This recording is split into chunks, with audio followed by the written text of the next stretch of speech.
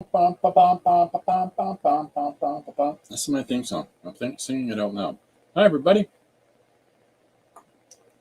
One Page Story Extravaganza, episode 178. Woohoo! Hey, hi, how are you? All right, so listen, this is, let's get that off.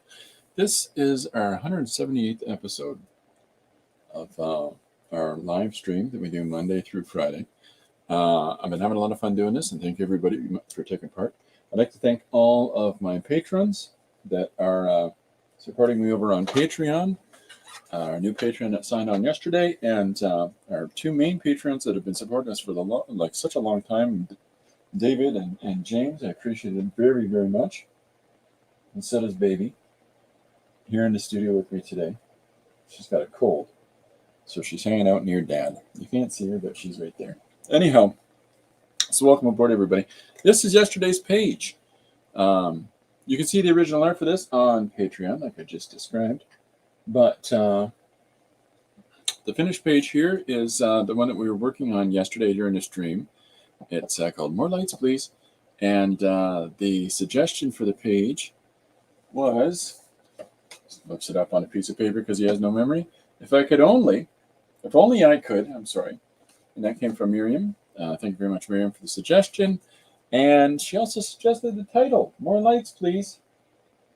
And we incorporated that into the idea of illumination of truth. Yeah. Deep. Huh? Anyways, so, yeah, it's just the idea of looking at, somebody trying to reveal something that they're aware of and how it doesn't always come across. So this was a lot of fun, and thank you very much, Miriam, for the suggestion.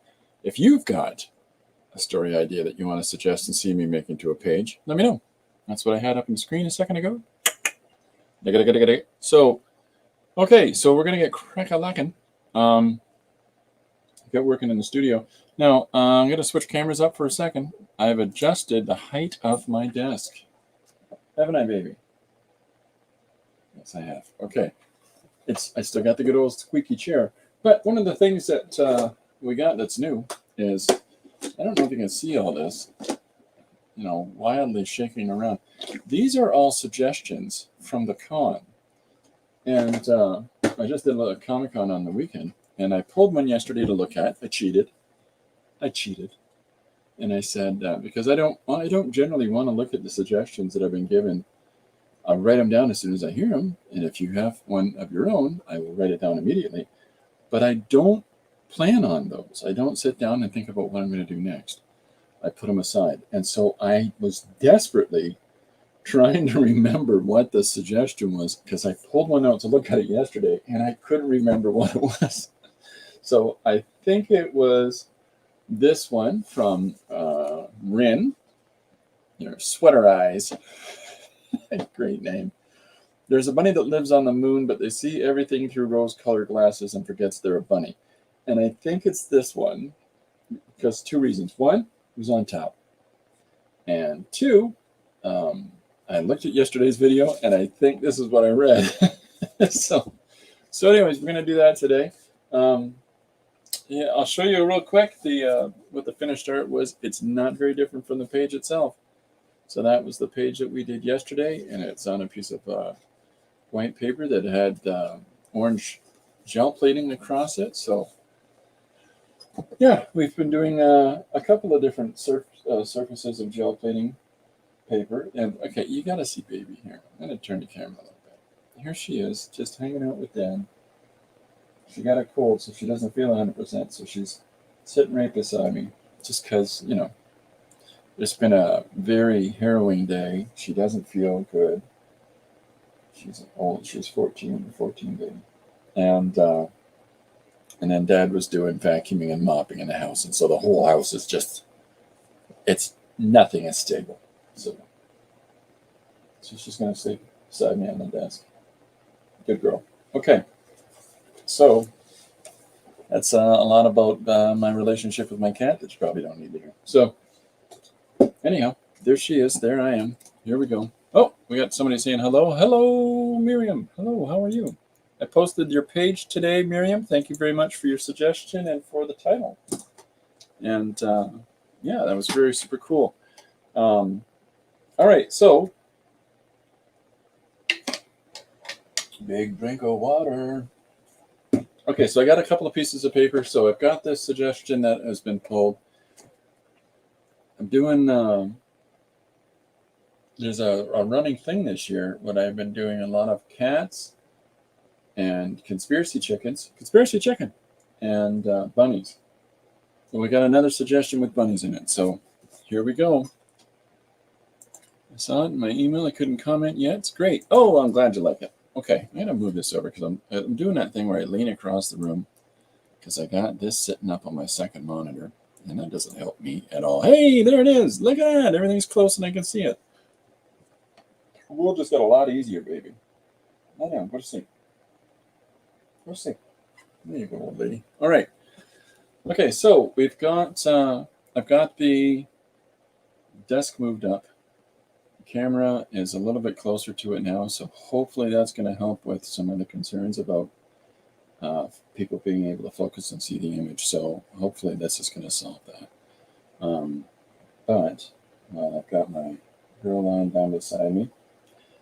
I'm going to start to work on today's page. So let's look at. I'll hide this stuff, but let's look at this. It says there's a bunny that lives on the moon, but they see everything through rose-colored glasses and forget they're a bunny. That's interesting, right? So this is okay. I don't know. What do you want to do with that, baby? So I've got, this is a page laid out for storyboarding, okay? For storyboarding, for illustration work, for like a newspaper strip type format. That's what this piece of paper is the layout for. I showed you this yesterday. This is the 4-quad page. This is what I drew yesterday's page on, was one of these. And so you've got the cross separation lines that are all laid out for you. And that's how you can break a page down into a 9 grid or a 4 grid or a 6 grid, whatever you need it to be. And to break up all of those equal measured panels based on this simple presumption of the 3 separators at the tops and sides. So this is how you can lay out a bunch of pages at once in a smaller format. So anyways, Miriam says it's weird that you use this kind of structured base. I don't have any rules about what I work on. I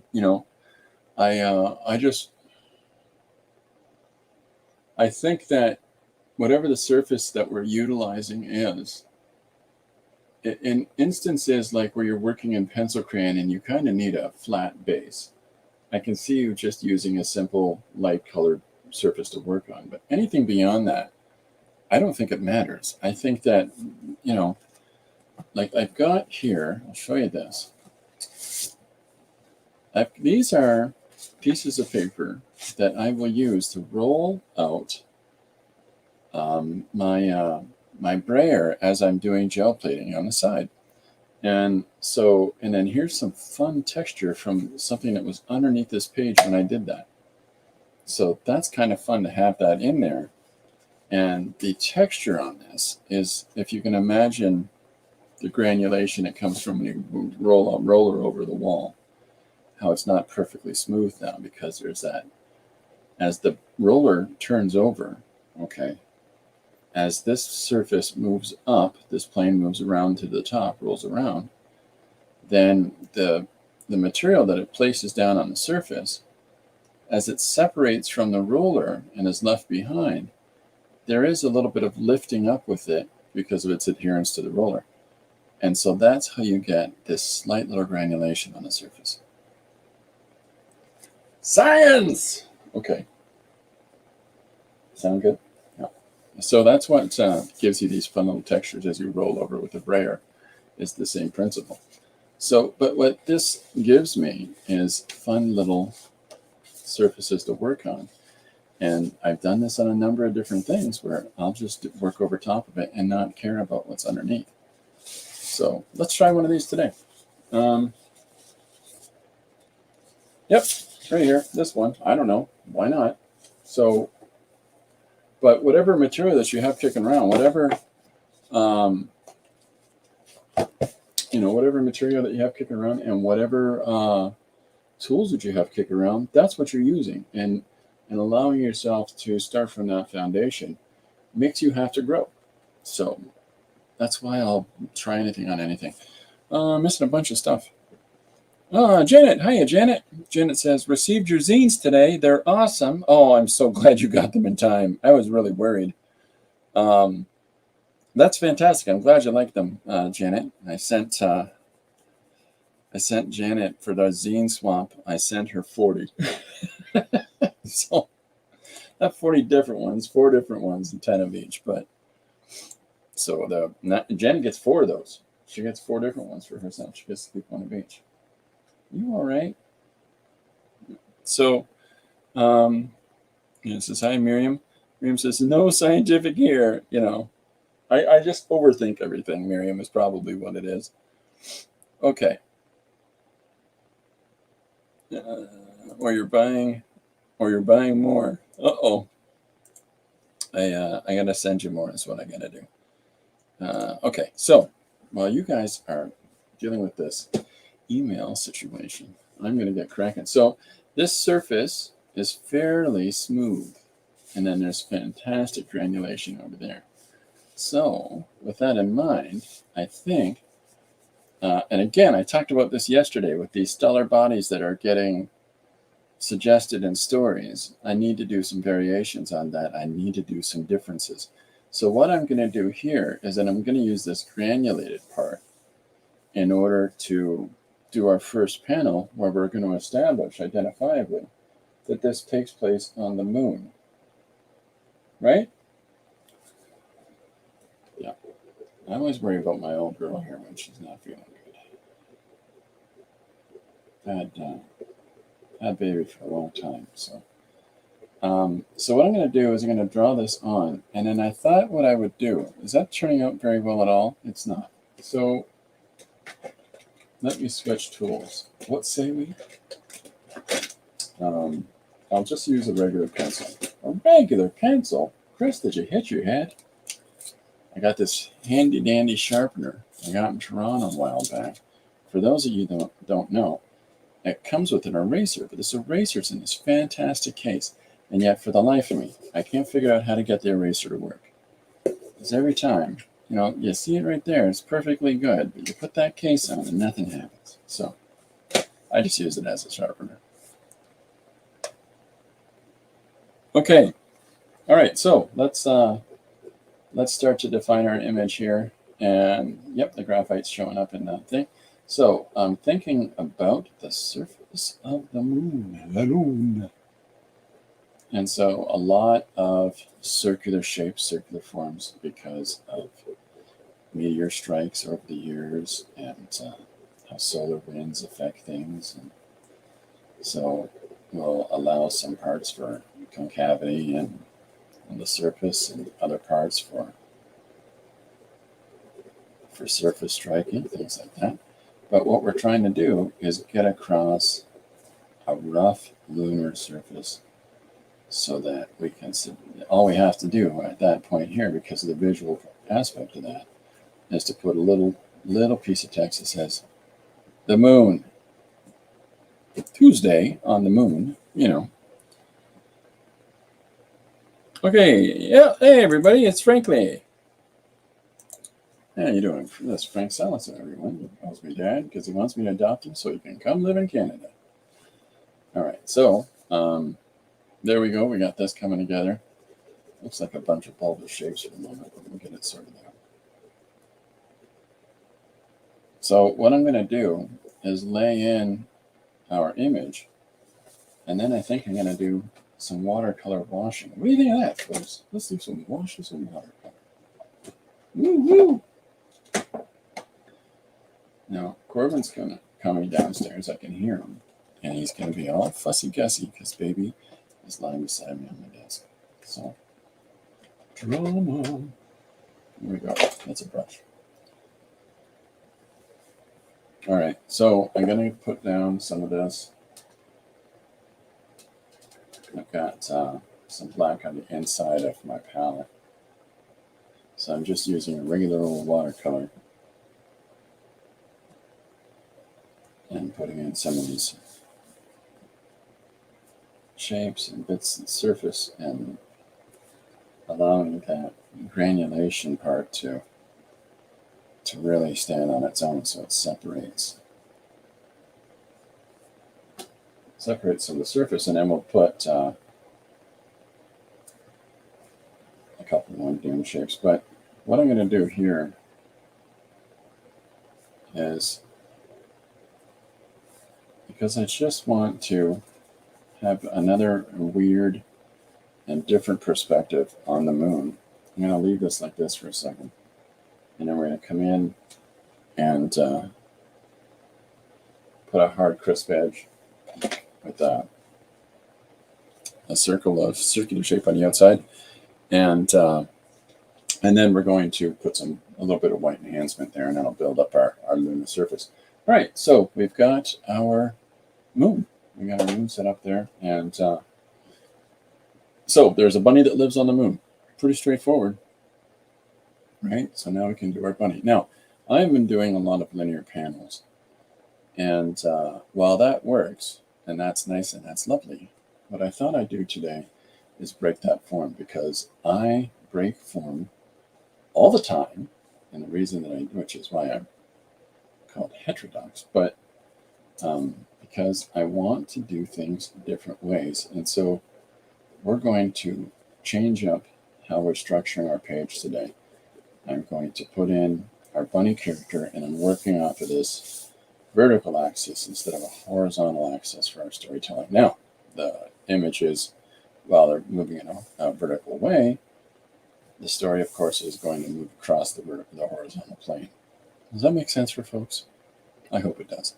So what we're doing now is we're going to draw our bunny in here, and we're going to put him in nice shapes, etc. And then we're going to come and do all of our flourishes with those watercolor washes and stuff, and really build up our bunny in that way. Okay, so active call for assistance is going to go out today through me.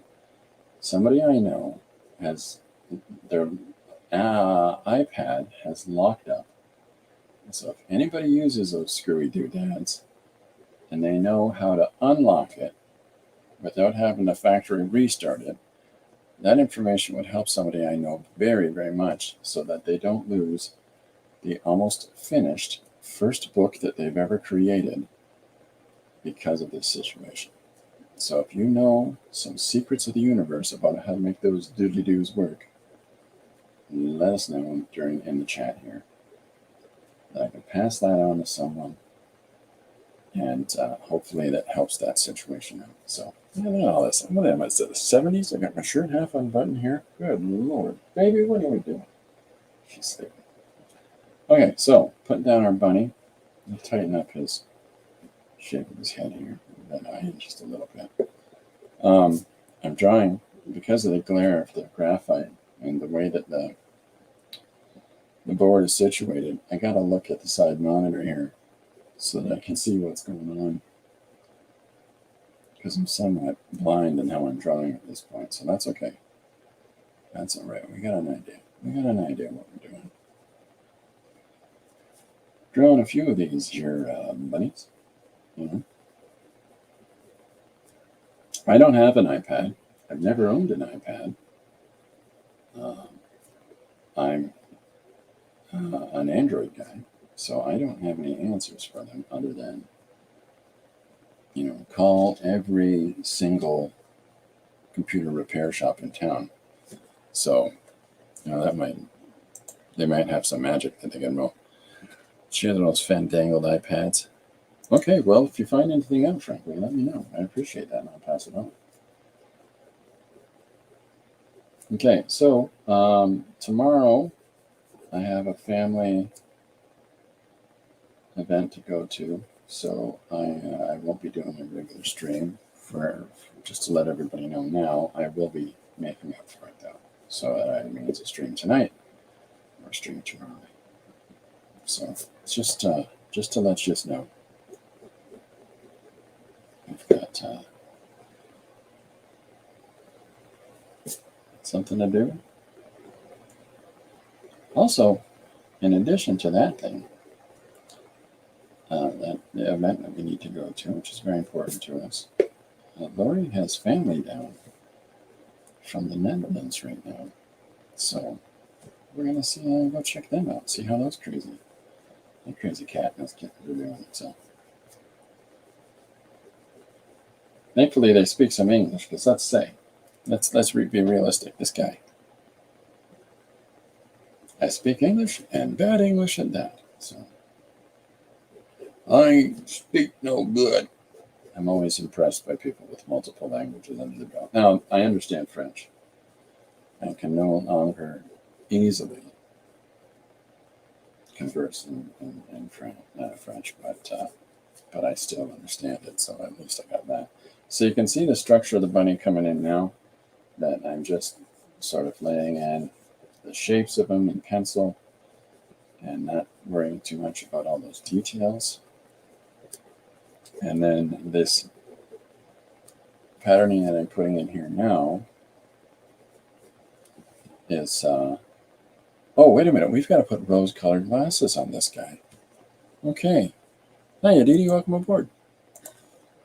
This bunny has to wear some rose-colored glasses, and so we'll have to put those on. So let's play with that crazy convention now. That's it. Done. That was challenging. Okay.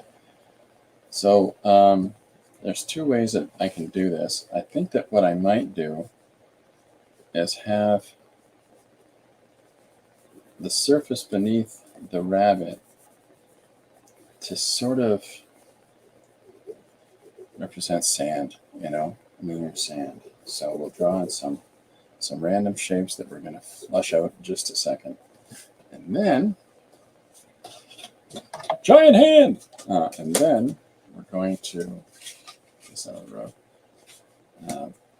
throw up our first panel line. Now, what I'm going to do is cheat today. Today, Chris is cheating.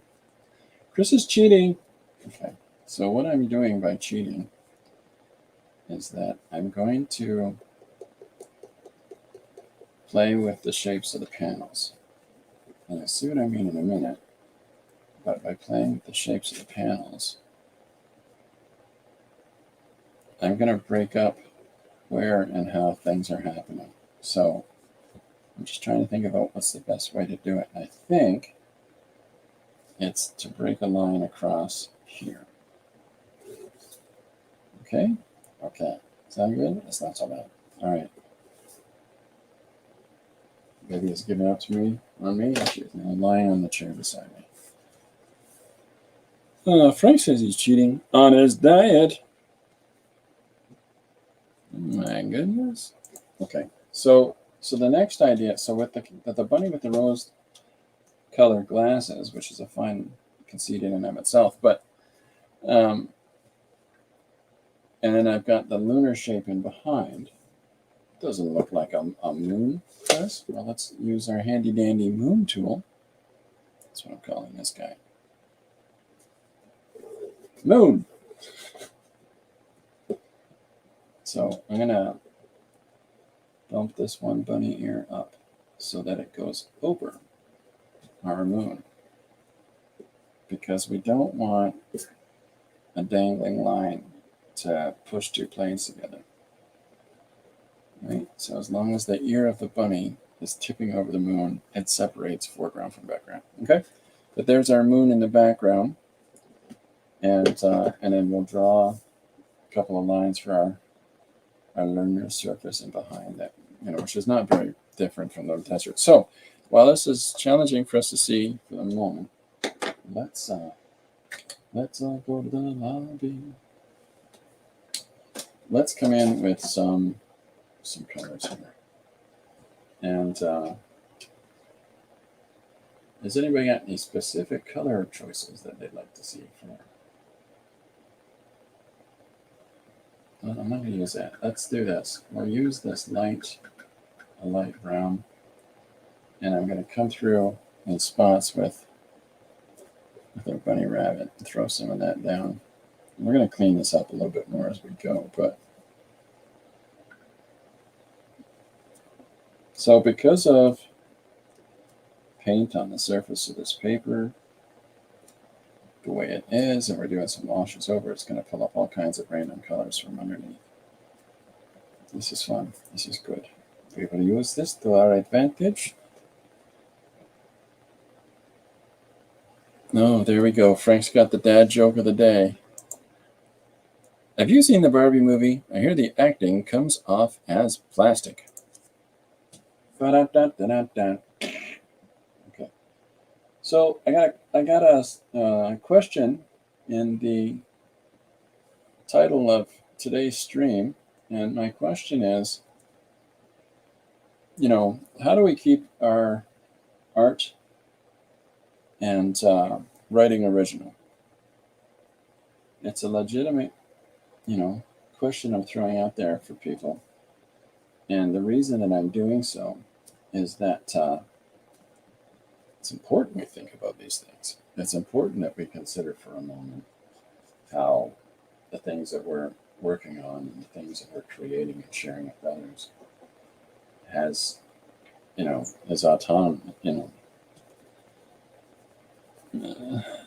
automatically associated with us and how we work and what we do. Now, that doesn't push out this this idea that I'm suggesting. It does not push out the fact that it's not always it's not a perfect original drawing that I'm working on. We're also talking about if you're coloring pieces that other people have illustrated and stuff like that, that still counts. It all still counts. It's still you doing it. It's still your work. So let's not get caught up in stuff like that, because that's still, in my eyes, legitimately your work. So with that in mind, what is it that we do, and how do we continue to keep ourselves working originally and working authentically as ourselves? If anybody has any ideas, please feel free to put those down.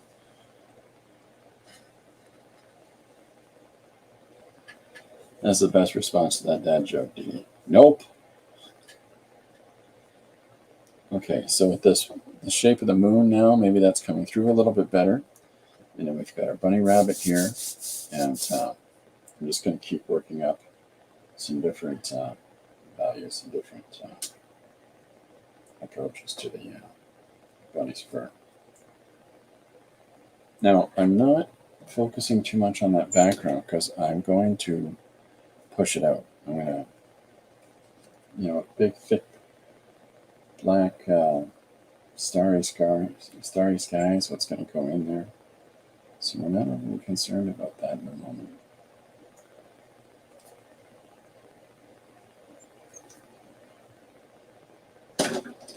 Oh, my paint palette is alive. So thinking about when I was drawing our bunny in, shapes in the form and how that sits, we're drawing some of those marks in now. Now we've got this rose-colored set of glasses in here, which is going to make it more challenging to clearly represent this as a bunny. But it's still workable. We can still figure this out. We'll do it. We'll do it together. Oh, curious. Just trying to keep up. Everybody saying hi to each other. Wonderful. Oh, Maxie's joined us. How you doing, Maxie? Welcome aboard. Wonderful. Okay, so our suggestion, there's a bunny that lives on the moon. We've established identifiably the moon into our scenario. Now we've got a rough layout for the bunny. And so we're painting up that, but I'm also placing him on a lunar surface, him or her on a lunar surface. Just little pieces, little workups. So I've started with this kind of a tan color, and now I'm throwing in some some browns. It's an ochre, I guess. It's more of an ochre color that I threw down first, and now I'm throwing in some brown, or if you need to be specific, umber. All right, and filling in those fields. So hopefully you can start to see the shape of that bunny coming out a little bit. Well, I'm glad Janet got the zines today. I'm really excited about that. And thank you very much for organizing all of that, Janet, and also to Didi for supplying all those prompts for everybody and kicking that ball down the hill so it gets rolling for all of us. And ladies, this is fun. I've enjoyed myself doing those and incorporating that into what I do with the daily one-page story. It made me have to think a little bit differently in approaching the images that I did. And I can honestly say that in probably the roughly 30 years that I have been doing illustrations and, doing, storyboard, comic work, all the different random things I've done over the years, 30 years of that, never once done a zine. So that was a lot of fun for me. And I'm in. Whatever other madcap projects you guys have for the group, let me know how I can help. So now I'm coming in here with a sepia, sticking to that old earth tone palette that I got kicking around. And so I'm building up these darker values, realizing, of course, that I've got to come in and go the opposite way with the whites there. But hopefully that's pulling that face together a little bit more. Miriam says, Maxie is my son. Hey, fantastic. Welcome aboard, Miriam's son. We're all good. I'm glad you played with us. Oh, there we go. Hi, Christopher et al. I saw a few hours ago that a painting Bob Ross did in his 30-minute TV program is up on sale for nearly $10 million. Miriam's son just told her how beautiful the artsy community you have, and he's right. That's super cool. How do people feel about that? That Bob Ross's painting is being sold for that much? And do we know who's in? Is it a collector with the money, or is it the couple that spent years ripping off Bob Ross and to the extent that they stole his name from him? Is it them making the money? Because I'd be interested in finding that out. But all of this, it's the new money. It's the new way to invest for a lot of these obnoxious rich dingoes that rather than investing in their fellow human beings, they're trying to get themselves more. It's all about the more. More. I want, I need. And that's too bad. I mean, Alex Ross is as wonderful and powerful as he was, and I watched him, every weekend when I was a kid, but the reality of that guy's story is tragic.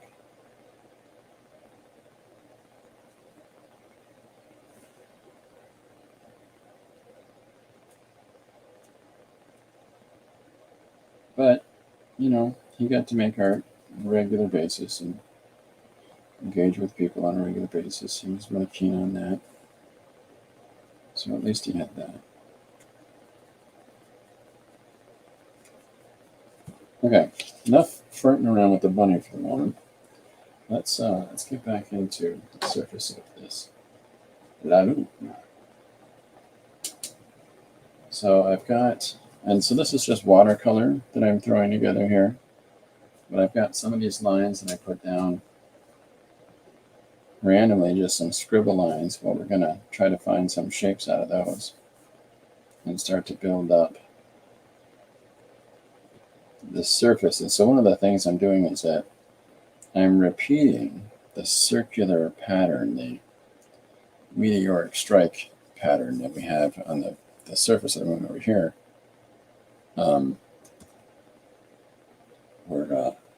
We're continuing that motif in the close-up shot.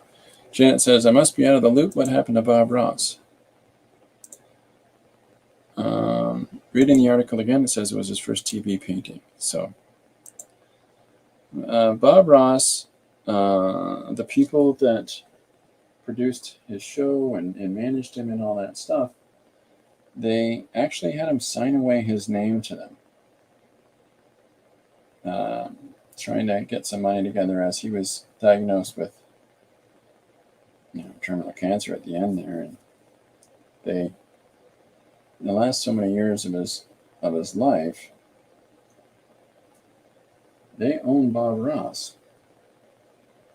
They released the paints in his name. They did all the marketing and all that sort of stuff. And all the gains for that show really went to the couple that were producing it and not to Bob. So those original works he's doing for that show were being sold off by them, and those monies were not going directly to Bob, and so on and so forth, and yada, yada, yada, do-do-do-do-do. Not a good deal. Yeah, they're finally making some documentaries relating to this. So, but I mean, even Bob Ross's process, he saw somebody else doing it and became his apprentice so that he could carry that on too. So I mean, that whole thing about what's going on, it's a whole convoluted thing. Anyways, if it wasn't for Bob Ross, we wouldn't be here right now, because I would have probably been a dentist. No, it's not true at all.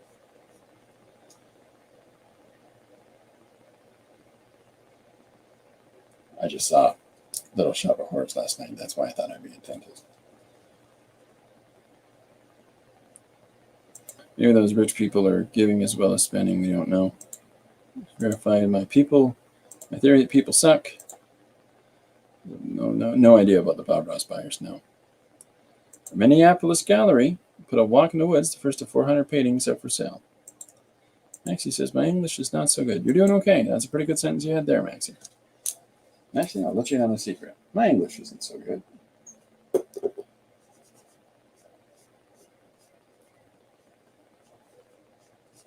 So I'm just throwing in some white here. Now this is an oil-based white Sharpie. And so because of that,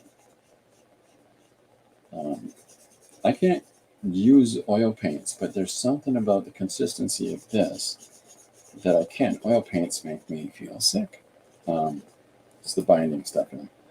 But this Sharpie oil-based marker works fine. Works fine and dandy. So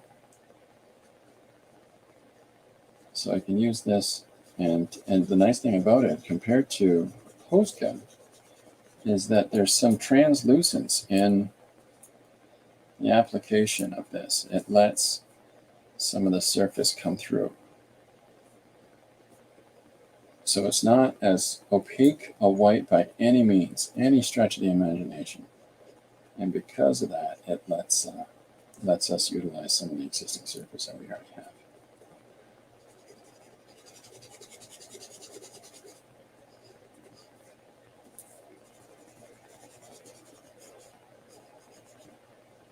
All right, so here is our lunar surface that we've got started. It might be like those people that invested in it. Yeah, well, no, they definitely invested all kinds of money in making Bob Ross a brand, and made lots of money off it, far more than he did. How many actual artists are doing art now can you support with $10 million? It's a simple business thing. Dead painters cannot do more art. We still can. Yeah, but can you be easily commoditized? Good heavens. Can you be controlled as a commodity?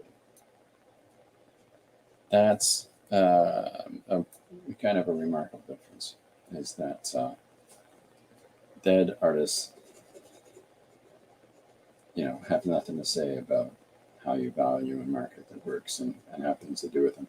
They finally got Banksy into an art gallery. Is anybody familiar with Banksy, the graphic artist that spray paints places and manages to do so anonymously to the general public?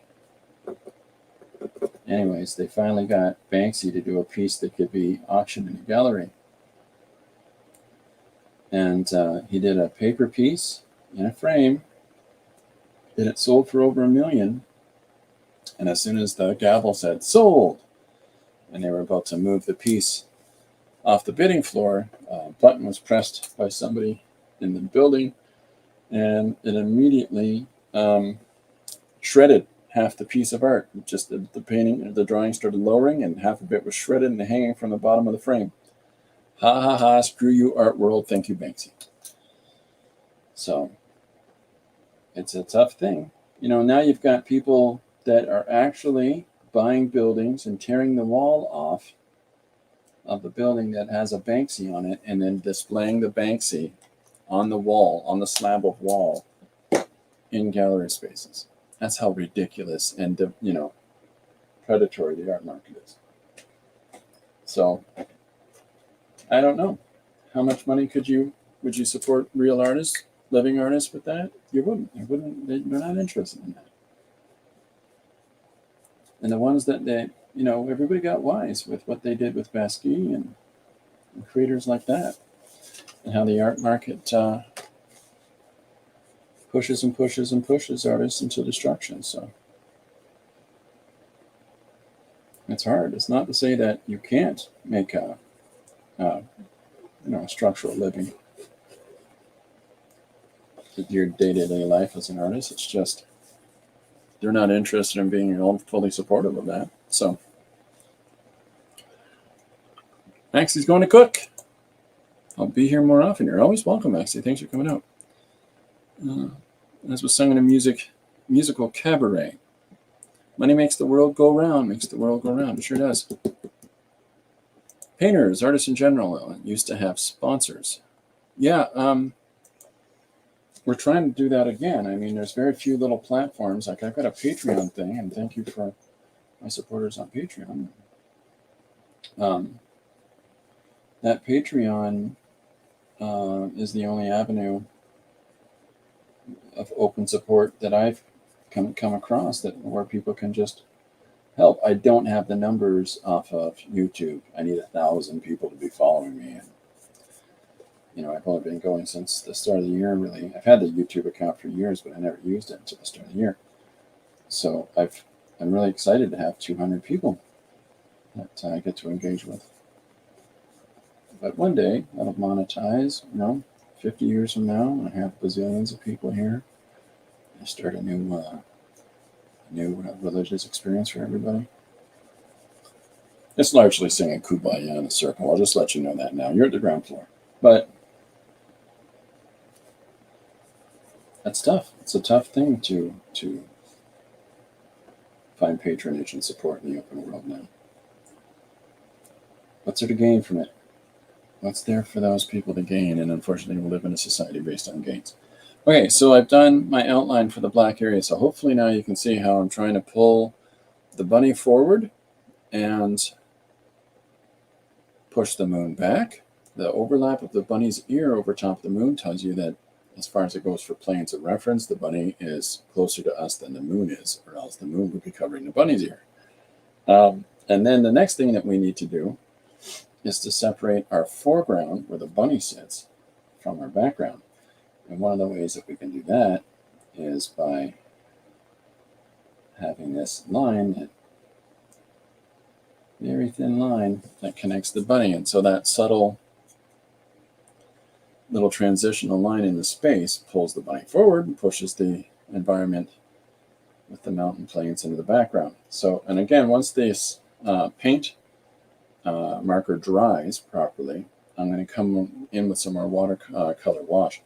Now, one of the decisions that I made was to come over this edge of the panel with the bunny's body so that we can bring this image across. So what the idea I'm having in my head as we're going through this is, which again, these sort of notions come across as we start working, is there's a bunny that lives on the moon, but they see everything through rose-colored glasses, and they forget they're a bunny. So we're going to play on that idea. So what we need to do next is to see what the bunny is seeing, I think. Even after you're monetized, you'd still be better going and getting a minimum wage job. Well, I'm already doing other things, right? Hey, Marsh, welcome aboard. Dee Dee said I saw that, Chris. Oh, cool. That's yeah. You got to do other things no matter what. That's been a hard lesson I've tried to explain to a lot of people over a lot of years. How do you make a full-time go as an artist? I don't know what to tell you. Work hard, but it's not something that's going to happen overnight by any means. You got to be realistic. Not only from the individual point of view, I'm talking to acknowledge the value of art to the world in general and do something about it. Programs to support artists or so. Indeed, he says, you mean government, Miriam? Which is what we're all going, what? Because there's a loaded gun. I mean, there's a challenging scenario right there in the first place is how do you get a government? Because in Canada, I'll tell you a secret about Canada. I live in Ontario. I know I call it Ontario, but it's Ontario. And living here, we have something called CARO. CARO is a Canadian artist, or the Canadian Artist Representation in Ontario. And then we also have CARFAC. And CARFAC is Canadian Artist Representation Facts and UR Canada. And what those two bodies are is artists and governmentally created bodies that are supposed to guarantee that artists get paid proper representation and consideration by galleries. So if galleries that show your work in them, they have to pay you a nominal fee for exhibiting your work. If galleries buy your work, then they have to pay to make sure that they're paying you an equal market share and representing, themselves to Canadian artists on enough of a basis that they have enough Canadian art in your spaces. So there's things like that. And despite that, getting into those scenarios where you can get your work to be picked up by those places, that doesn't answer that challenge. And a lot of these funding avenues presented by CARFAC and CARO, they're not easy to get into. And there's a lot of people that have been getting access to those grant dollars for so long, and it's been inaccessible for so many others that you can clearly tell that it's not exactly fair. And then, of course, the trending thing where funding revenue and things like that go towards the popular hot topic things in the popular zeitgeist at the moment. And then that blows back to, we had an Aboriginal artist who was getting funded, and then he showed a picture of the acting prime minister right now. I say acting, that was about to be assaulted in it, and so now he's out of favor. It just never stops. It's all politics, no matter what. It's all politics. A lot of private initiatives. Tyson Museum in Madrid. That's wonderful. Many rich people do support the arts. They do. Many rich people do capitalize off the arts. And not existing artists, but no longer existing artists. Or, it's challenging. The whole scenario is challenging. There's no clear, easy stand on any of it, right? Just make your work. If you're making your work in order to accommodate the market and accommodate the populace, it's not going to be your work. This goes into our whole original and authentic thing that I've talked about. You're doing you, and in the course of doing you, someone's going to pick up on it. I don't know who it is. I don't know where they are. I often say that a person in a remote, impoverished village on the opposite side of the world, a piece of paper with some of my work on it's going to flip by, and that person's going to have a transcendent experience that this is the greatest art they've ever seen. And that may well be my entire market. So who knows what it is, who it is, when it is, and how it is. But make your work for you. Because it comes through. So here's my rough and tumble bunny that's coming out of this image, and I hope that's looking okay for people. I passed an exam, and I'm considered an artist in this country. Fantastic, and I can have some perks that are not suitable for me. There's a lot of artists that use it. That is awesome. I'd love to hear REM's version of Rabbit on the Moon. Their song Man on the Moon is it's great. Are you talking about Would You Believe They Put a Rabbit on the Moon? That'd be so fun. That'd be a fun song.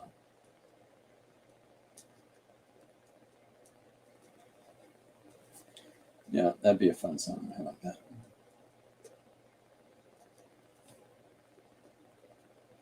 So, yeah, our bunny's starting to form into a more recognizable bunny. And the tricky part is I have to get a recognizable bunny to wear rose-colored glasses. So while I'm working this up and getting to that stage, let's have some fun thinking. What is the bunny seeing? What is this idyllic rose-colored glass vision that a bunny might be having on the moon that makes them forget that they're actually a bunny? That's the tricky part. It's not the rose-colored glasses of the Elysian fields where rabbits are frolicking free and carrying on. It's not that, because that's a bunny, right? That's a bunny's vision. But what is this rose-colored vision? And the bunny has to realize, I'm just a bunny. How am I going to get that? I love the quote, I've never been hired by a proud person. Who said that? My favorite quote is, I'm tired of people misconstruing what I said, y'all. Abraham Lincoln.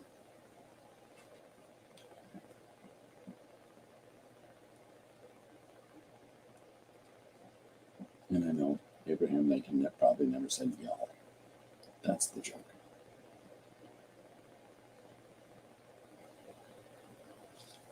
All right, so some of this acrylic paint, we're building up some surface there. So I'm going to come back in.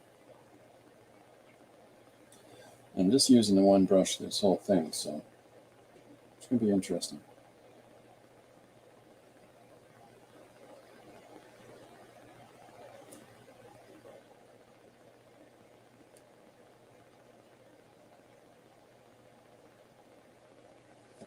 And there's another one of the variation on that I saw that said, "Y'all best be stopped and put words in my mouth." Mark Twain. I like that one too. Dee, I had a friend at university who used to say we were poor. The servants we had working for us were poor.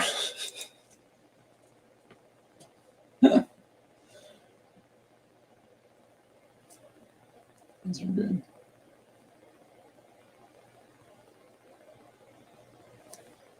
There's a fantastic bit Monty Python did. I've probably referenced this before.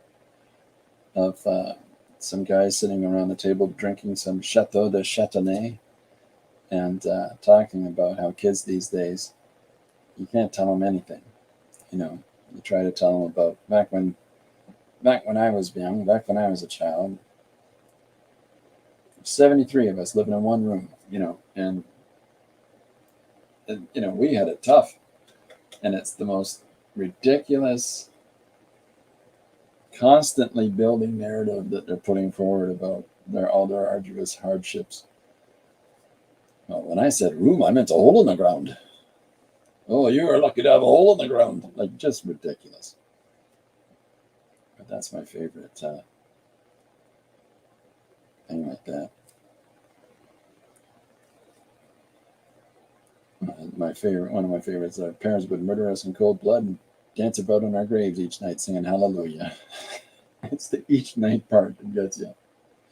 This happened every day. You were reanimated and they did it again,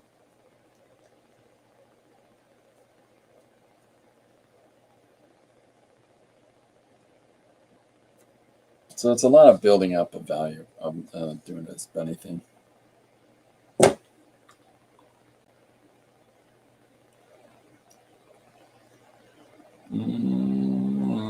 I was addressing Miriam's comments. Oh, yeah.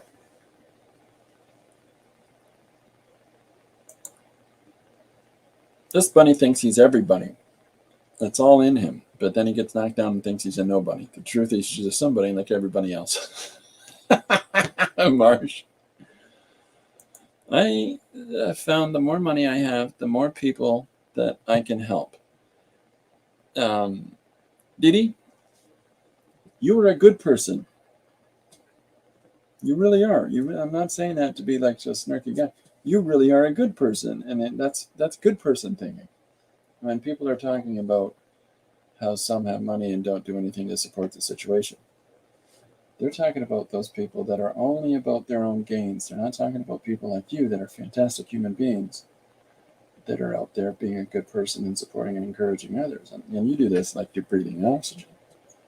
But there are so many people out there that it's just commodity. That's all it is. That's the unfortunate reality of that. Mark says, D, that's one of my biggest motivations to make more money as well. Oh, yeah. True story. My FIL used to take this man nearing 100 out on errands he wanted to do. He complained to my FIL his kids don't listen to anything he tells them to do.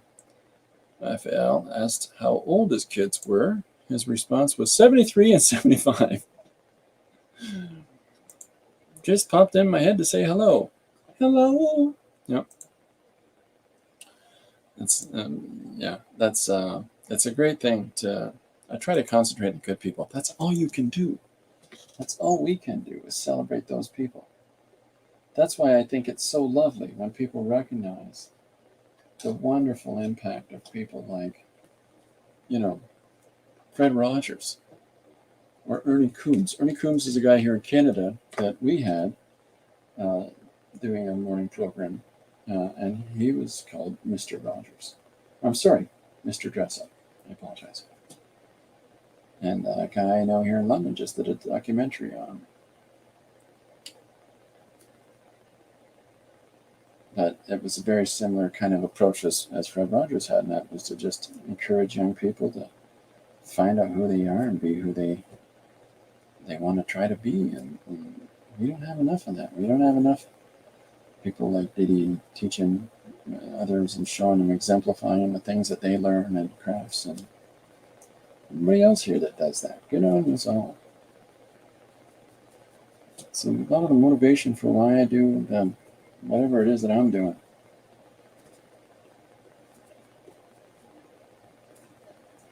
I think that's why a lot of this group find each other, is because we all have very similar mindset about it not being some great competition, about it being interacting and engagement. Everybody does their own thing in their own way. And, you see when people learn something and pass it on to everybody else. I can be honest that I've never seen that in my local art community. It's wonderful. We would live in depression if all we thought about was evil. Oh, yeah, that's for sure. Oh, my gosh. Yeah. Oh, yeah. Thank you, Barbara. That's a good one. It's Kenny Rogers. That's right. That's the band that Kenny Rogers was in before he went off on his own.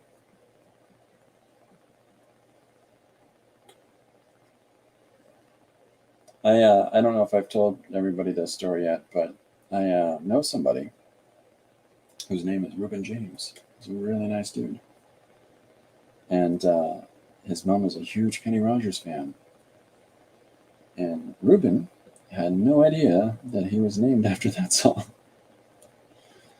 So, okay, so I'm going to move the value from the bunny into the landscape. Give a little more depth to that, a little more interest. And then we'll throw in that watercolor separating because of the oil base of that Sharpie. It's all right, we'll figure it out. And then there's our area that's going to be colored up here. So I'm going to come in now with some blues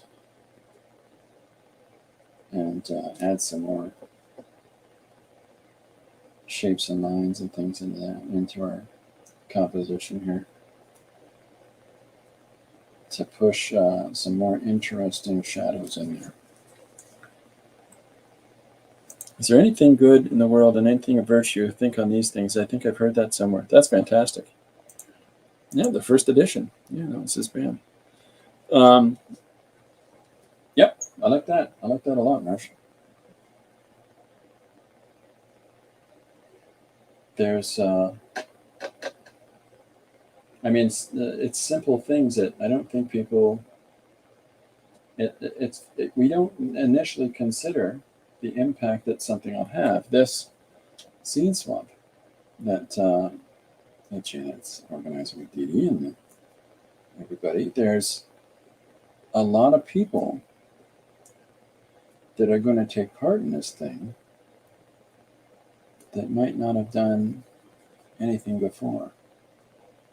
But because of this thing, they might be on that creative train now. And I think that's the sort of sometimes unintended outcome of actions, right? Is that we might not initially realize the impact of things. I'm just throwing this blue down underneath what's going to be the night sky and spatters of white and so on and so through. But the reason that I'm putting this blue down underneath it is because I don't necessarily have to fill in the whole area with black now, because I want some of that blue to pop through. So as I put some black lines over this, hopefully that blue's in there.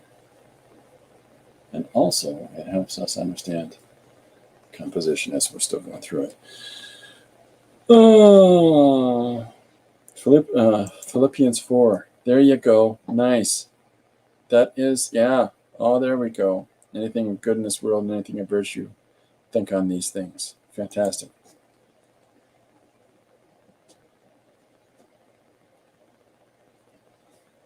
Okay, so I'm going to come in with the same blue, pretty washed out. And I'm coming into certain areas on our bunny to just make some more interesting shadows and shapes and define them a little bit better.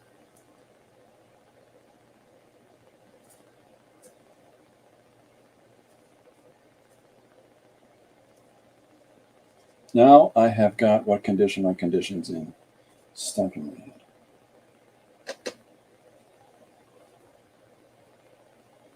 Just step in.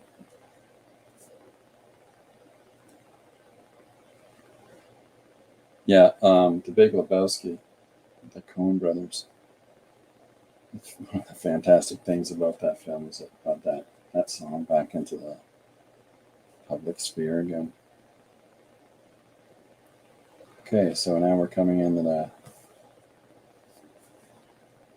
surface area with our light blue, and I'm going to carry it over outside of the dark area.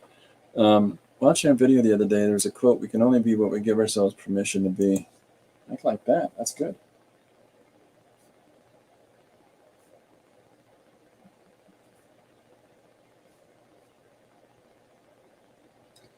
I've been talking, I mentioned this a number of times lately, this David Bowie interview that I watched. I really respect and appreciate this interview because he talks about the creative need to express yourselves is real, but what creative people need to do is to do it for themselves and to not worry about the externalized aspect of it, and not worry about who you're making it for. If you're making it for yourself, it'll show.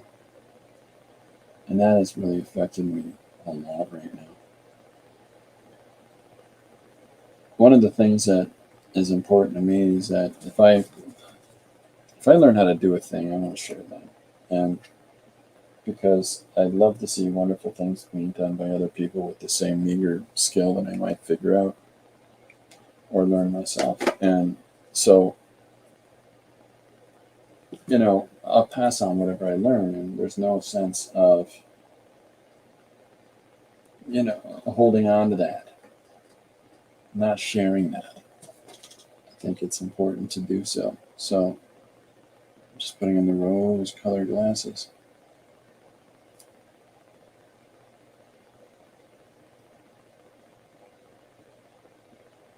And then we'll come back in and add a little more of that.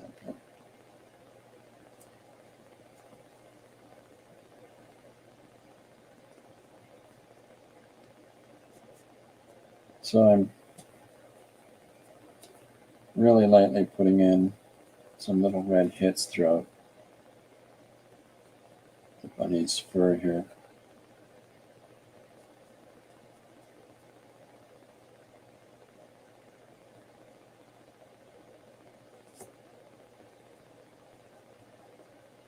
Okay, I'm just add a little more complexity.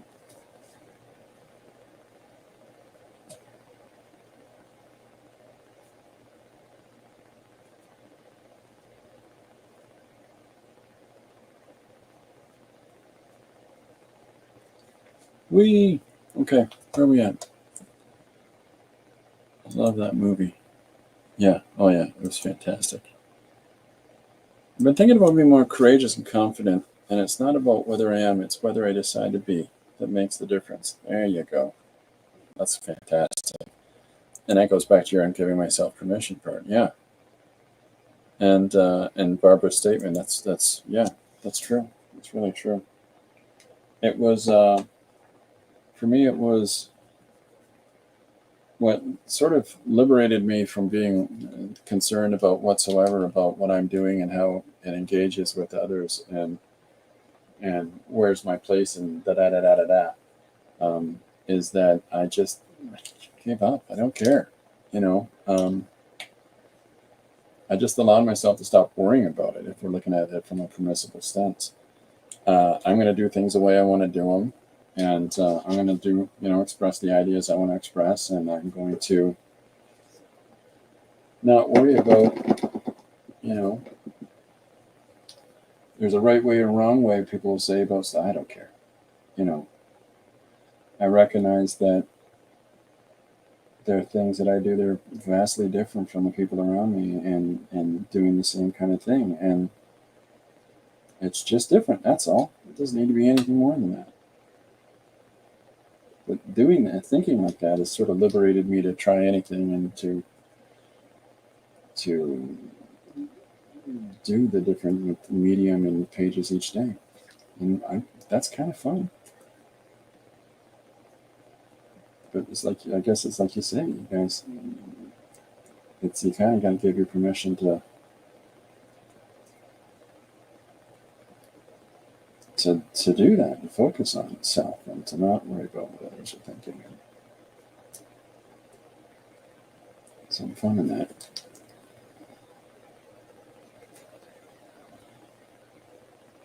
All right, so I'm drawing my bunny with his Corey Hart look. He wears rose glasses at night.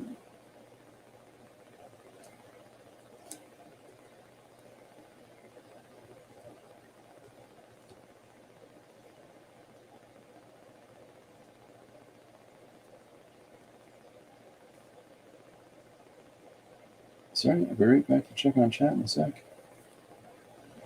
I'm just playing with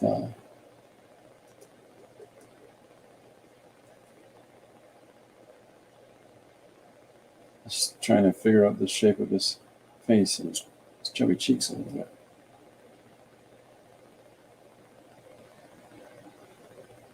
So I'm trying to push that out of there. Yeah, lost. There we go. I'm going to lower that side down. It's coming. Good on you, Barbara, says to Marsh. Fantastic. Dee Dee's art motto is "No Fear Art." Love it. I'm going to leave that up. Love it. That's a great motto. That's how we should all be.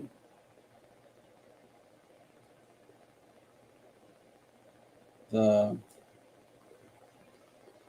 statement that's going on in the new book from somebody that I'm very appreciative of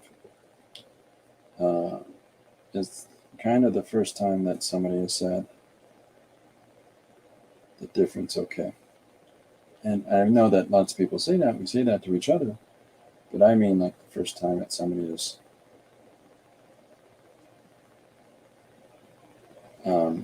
kind of valued it in its own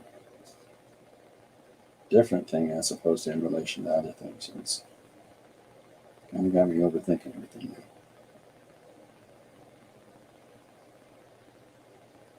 Not in the sense of second guessing or anything like that. I mean, overthinking in the sense of like, how far could I push this?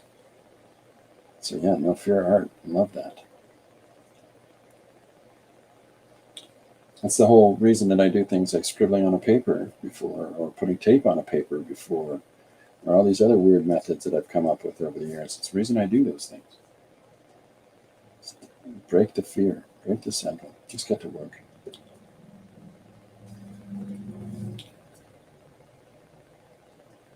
Okay, so I'm going to come back in and put the pencil again and push back some of the darks. You impress us upon us that in your streams. Slowly, slowly, I'm at last beginning to have a bit of confidence in my art. That's awesome. Barbara, that you're picking up that from DD Streams. That's good. Nobody should let fear dictate their life. See, Marsh is going to kick it with these no bunny references. Oh, man, I'm wishing I'm writing them down. So good. So good. You know what? Let me see if I've got a black pencil here. Because graphite's a little too reflective, right? Let me see.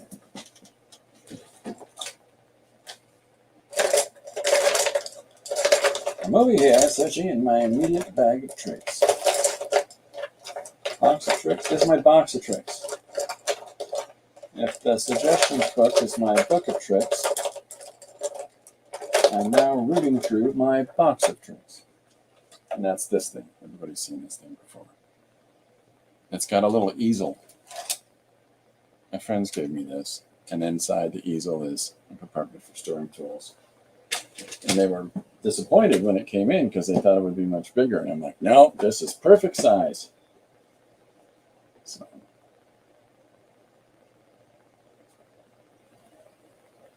Okay, so I'll just get in some of these dark marks and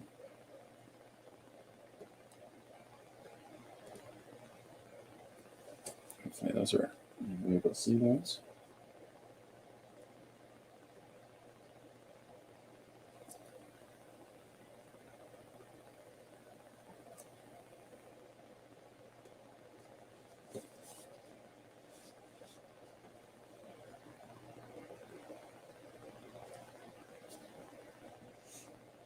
Looks like a rough bunny.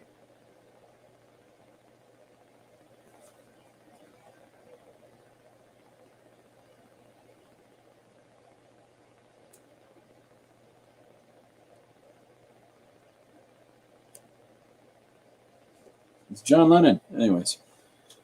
Oh, I'm caught up. All right, I'm caught up.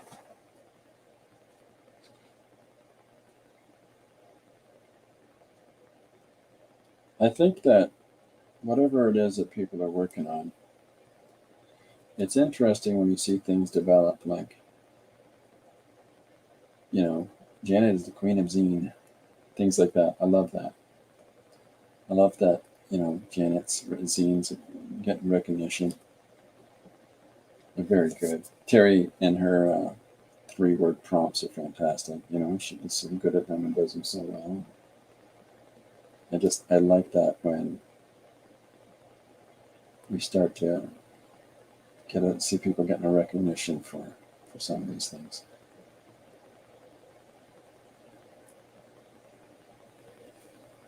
That's nice. I'm a weirdo. Get recognition for being a weirdo. Yeah, Chris guy's a weirdo. What's he doing in there?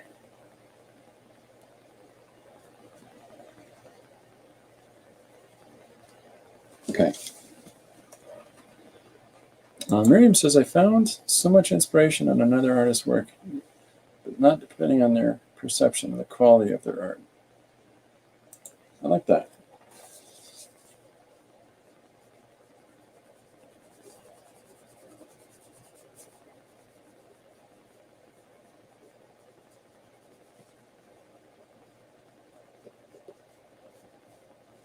So what I'm going to try to do, and the reason I've left this side kind of open-ended, is that my intention is to bend the landscape here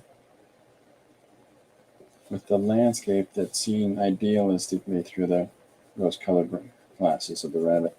Now, thinking that I may well need to do some degree of rose coloring, I think, in that image.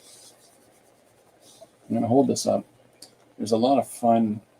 This is what I'm sort of chasing. In the image of the bunny, there's lots of fun little textures in there.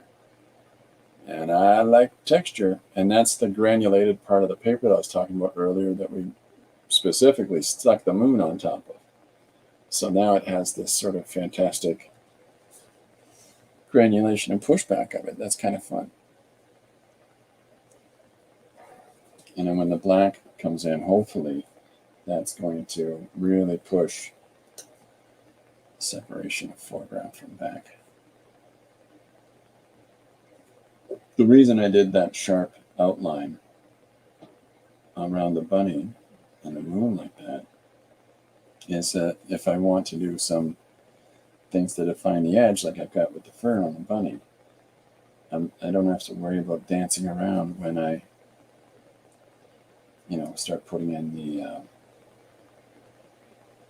the dark sky here. So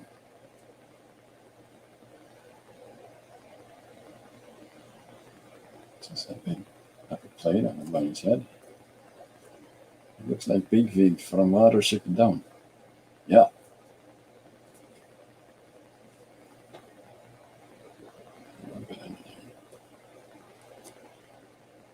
It's a cool bunny. It's a cool bunny. They call him Mr. Diggs. Anyways. Miriam said, great bunny. Oh, thanks, sir.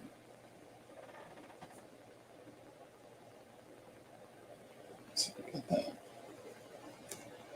shadow on the dune.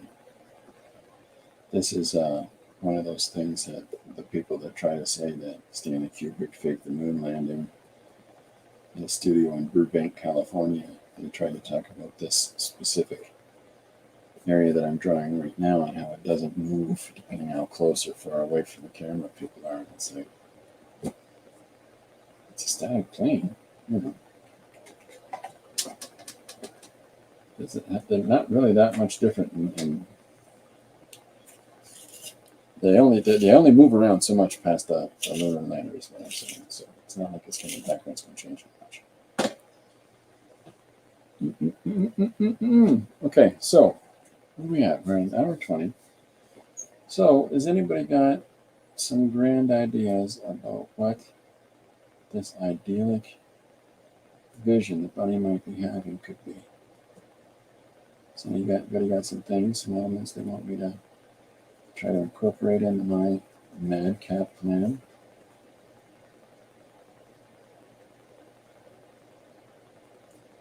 Family friendly. That's what I'm saying in this group. Everybody knows that. So now we're just enhancing some of the shapes that we've been putting down.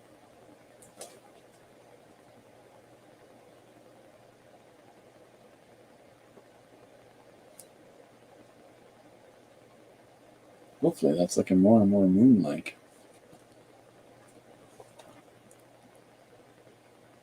In honor and respect of the Year of the Rabbit, I am not cleaning up any dust bunnies in my abode. Is it the Year of the Rabbit? This morning I've vacuumed the whole house and swept and mopped all the floors, and I need that happening to them. And I found quite a few of those bunnies made of dust living in corners. I got them. Sent them back to live amongst their friends in the Elysian fields. Okay, so now I'm going to take that Posca and do a little bit of highlighting around there.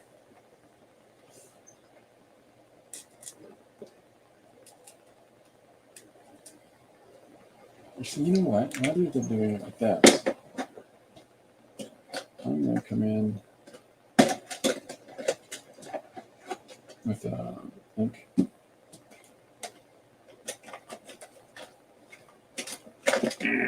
On a brush. There we go. Just because I like the crispness of it.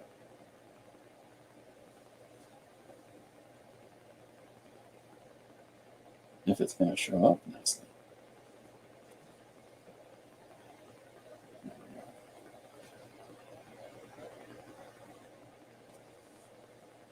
There, that's coming across. Sorry, just making sure I'm not missing anything.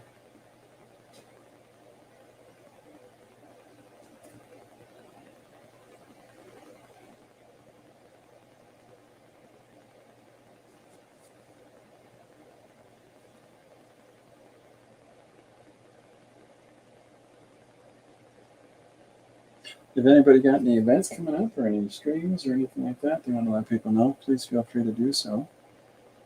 What's everybody working on in the moment? It's also another interesting and exciting thing for people to let others know.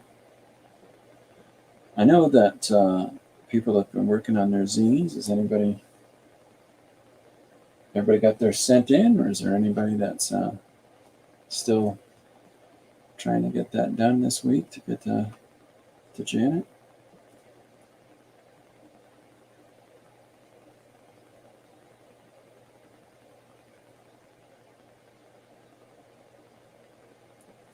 There we go. I think that seems like a moon. Very moony. Barbara. Just to annoy me. Yeah, there you go. It's still stuck in my head anyways. Didi says I'm sketching bats. Now, Didi, you were making stamps from bats the other day. Are you still working on more, or are you just doing some good old fashioned bat sketching? Yeah, because those stamps that you were doing, those are going to be fun. Those are going to be pretty cool. And I really like the performer with the flute and the get off with the flute and I call it a bongo. I know it's not a bongo, but that was looking good. Miriam says, I am doing clay skulls and Baroque borders. Oh, that's cool. That's very cool. I'll have to check that out. Marsh says, I'm lettering my romance comic finally that Teresa Del Pilar illustrated and I wrote. She did such an amazing job. I got to get this thing out. A romance book. That's very cool. Didi is drawing them today. There are 1,300 species of bats. That's there's bats. I've seen pictures of some of these bats in Mexico and South America, and if anybody here is from there that can confirm this, they're huge. They're massive. You know, there's all kinds of different kinds of bats. I didn't realize there's 1,300. Barbara says, at first glance, Didi, I thought you wrote sketching butts. I'm just filling in for Janet there. Sketching butts. Yeah, why not? Let's put a gold rim on these glasses.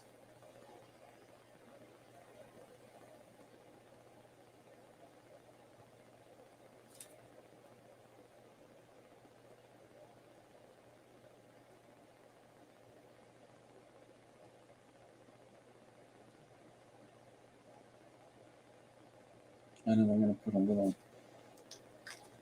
spots of white highlight on there too. But there's our bunny coming together.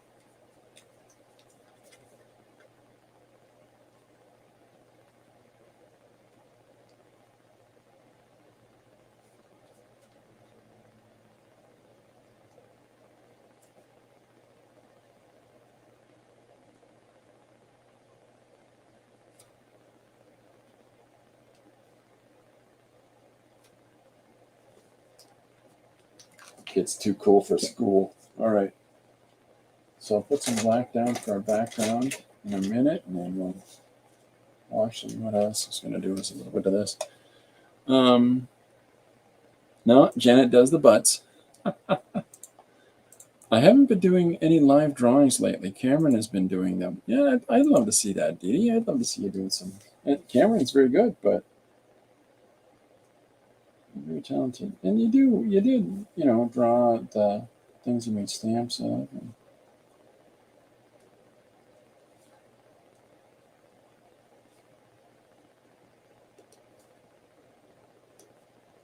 it's funny, you know what? I never considered that. I was just thinking about this for a second. You do so many different things that it hadn't really dawned on me that none of it was active, specific drawing.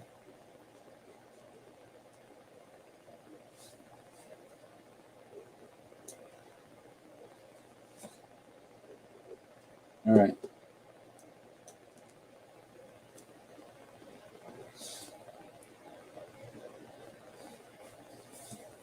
Okay. So I'm feeling good with this bit of business over here. And yeah, I think now my immediate time to move on. I'm going to do, human live drawing. Oh, I see. Okay. Like, are you talking about working from a model? Or is that. Oh, there you go. That's a nice thing. I haven't gone to draw a live model at a gallery in I don't know how long.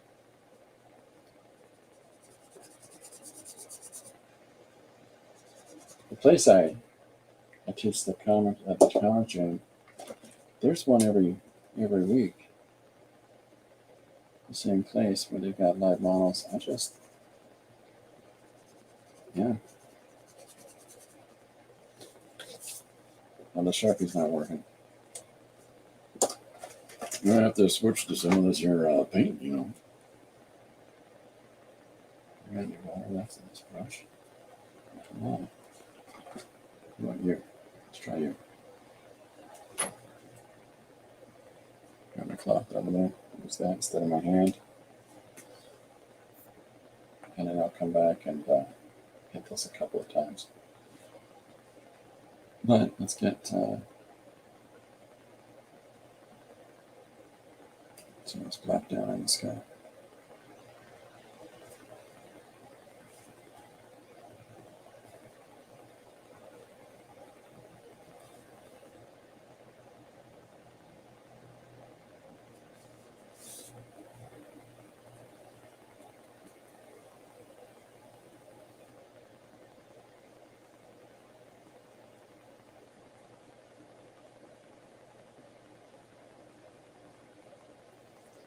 I have a friend that has been offering me for years, if you need me to model for you, just let me know there, bud. I'm all right for now.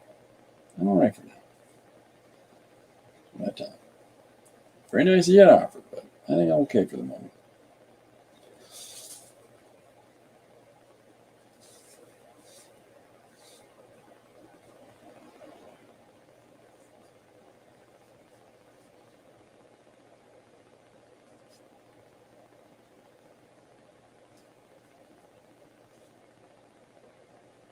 Just using that sharp line that flat chisel tip gives you.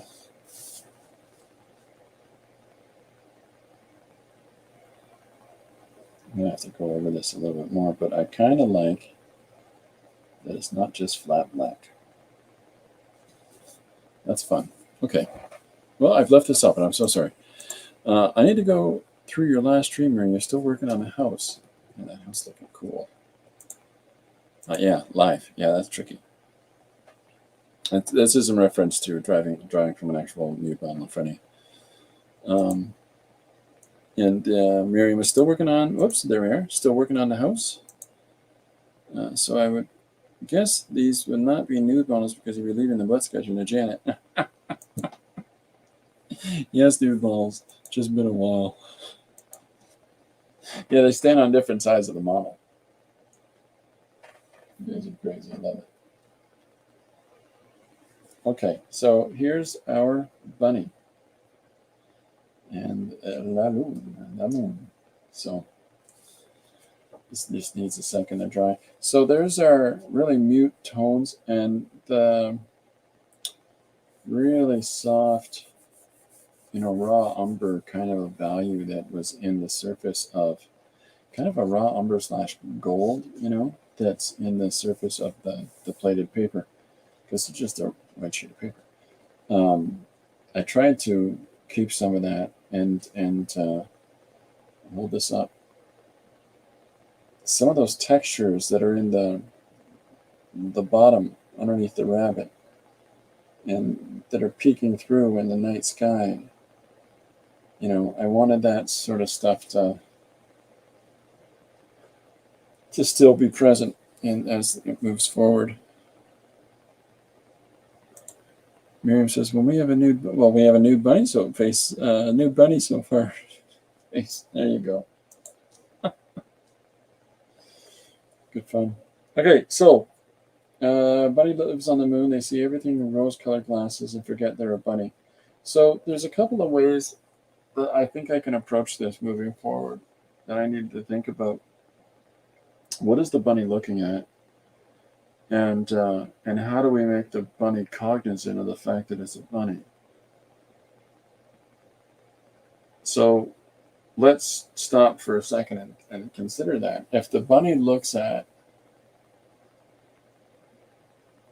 some sort of idyllic space community, let's say this. If it's some idyllic, futuristic, fancy city on space city on the planet, and there's all these space city types that are, milling about and doing their business. What if one of them turns and looks and goes, "Hey, there's a bunny, get it." And then, of course, our space bunny is left with no recourse but to run away. So, that can be a 4-segment page. Our second segment would be the utopia viewpoint. And the third part would be the turn of that and having people that are within that look back at the bunny and go, "It's a bunny, get him. Oh, so cute, I want him." And the same thing can be done with a cute little family with a cute little girl, and she turns around and goes, "Bunny!" And then the bunny has to run for that. Of course, we can play in convention by having them all wearing domes on their head. I don't know. So many weird ways that we can go about this. You can be witness of the arrival of man on the moon, and they say that was a fake. That's fantastic. Yeah, that's a good idea too. There's just so many ways. I think that whatever it is, whatever the direction taken is, it has to incorporate the fact that whatever he's seeing has to make him aware of his bunny self. So, now I want to watch Watership Down. So that's something to think about. There's a couple different ways I can go about that. So I use the suggestion on the back. So we've got the panel laid out, the verticals images that are going to be put on it. Okay. So there's our vertical plane, and there's our horizontal plane. So our story is going to progress this way forward, but our imagery has to move, upwards and downwards, right? Just whatever it is, it has to have that element of utilizing the space. So the bunny is not gross and rotund and wide, like gross as in boy, but he's tall, right? There's a sense of uprightness. That's why I didn't use a squatting bunny down on its belly. So to continue this notion, I have to have whatever this utopian viewpoint is in here.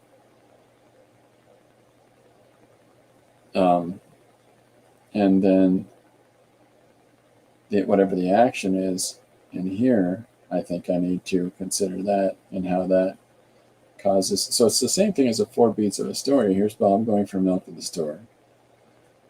Here's the journey they're in. Here's the climax point of how Bob realizes that he didn't bring his wallet. And then there's the outcome of Bob has to go back home to get his wallet, come back to the store and get milk. But in this case, it's Bunny on the Moon. Looks at the utopian viewpoint. The utopian viewpoint recognizes that reminds him that, hey, you're just a bunny. And so he has to book it at the end. Or I'm sorry, I think weird ways. Here today, gone tomorrow. Oh, I'm writing it down. Brilliant, Barbara. I really enjoyed the suggestion yesterday about more light, please. That was a lot of fun.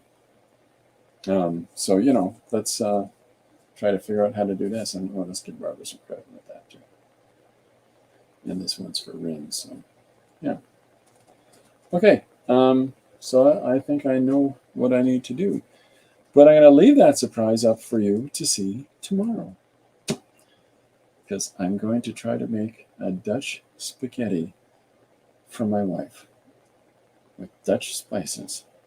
I don't know what this is going to taste like, so I don't know if it'll be good or not. So, never had it.